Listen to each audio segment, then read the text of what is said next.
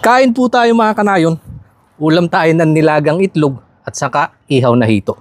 Lord, thank you po sa blessing na pinagkaloob mo yung araw. Basbasan po ito in Jesus' name.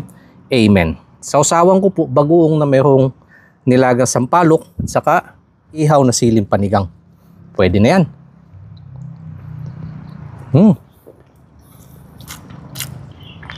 Sarap. Ang bango.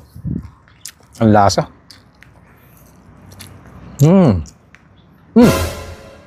Teka. Naalala ko.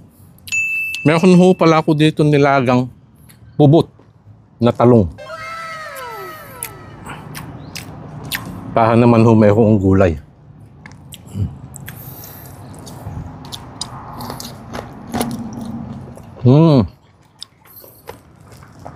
Ayun. Mas lalo sumahap.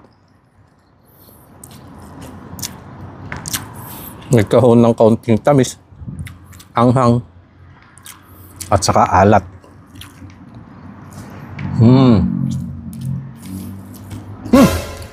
Teka. Maalala ko. Meron pa nga po pala ako dito nilagang bubot na okra. Pwede na yan, pandagdag ulam.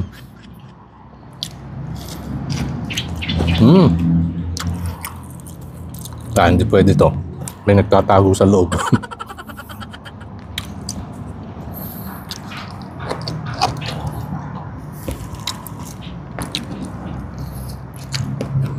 Sarap.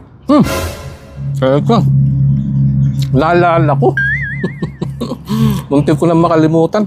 Meron pa nga po pala ako dito nilagang bubot na bunga ng ampalaya. Para naman mayroong kaunting pait dito sa ating mga gulay-gulay. Pwede na yan.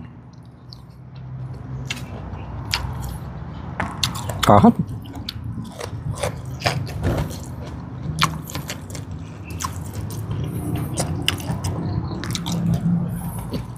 Kompleto na din ang ating tanghalian.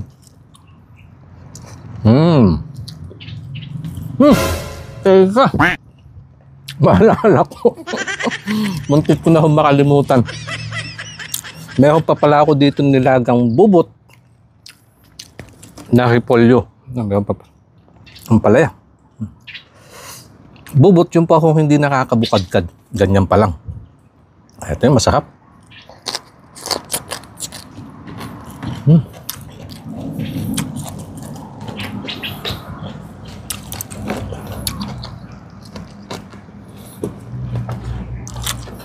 Kung ganito ho yung ulam, ay, hindi masinmayang.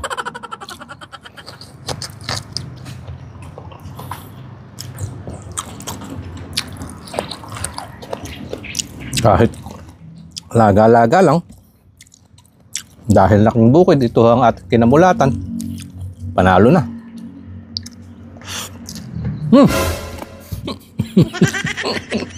Muntik ko na makalimutan. Maalala ko.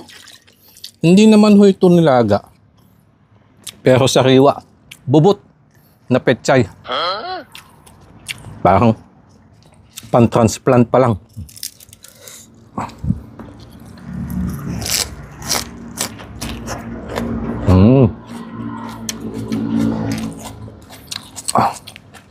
Ano to, no? The best. Fresh na fresh.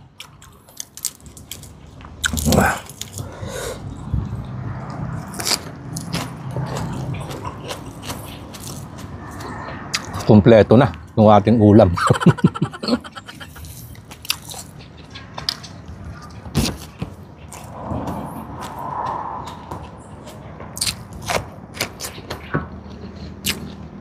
Sa amin no, sa bukid noon, kapag nagtatransplant kami ng pencet, wala kaming pang ulam. Bubunot lang po kami. Kamatis. Yun na nakalimutan ko. Kamatis. Hindi ako nakapagdala ng bubot na kamatis. Bagoong. Siling panigang.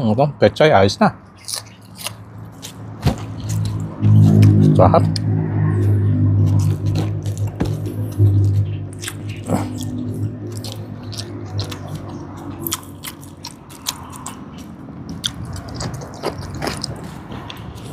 solve na dito sa ating mga bubot na ulam.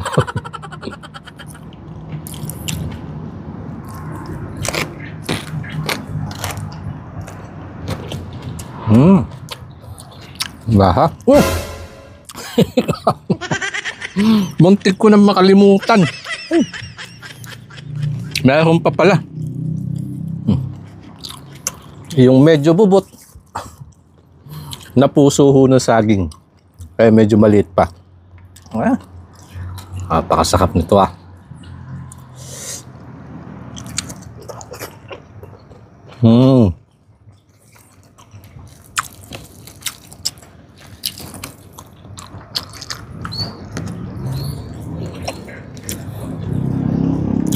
Ayos na. Kompleto na ho ang ating ulam. Mga laga-lagang pubot na ulam.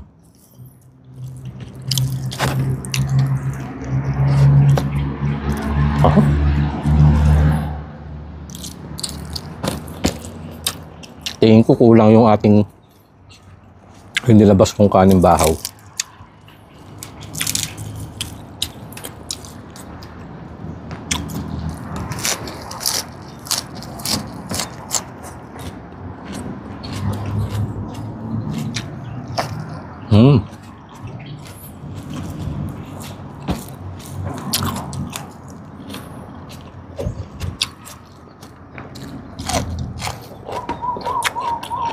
Panalo.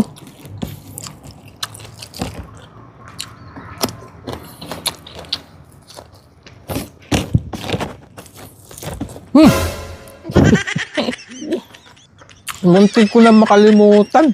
Ito pa pala.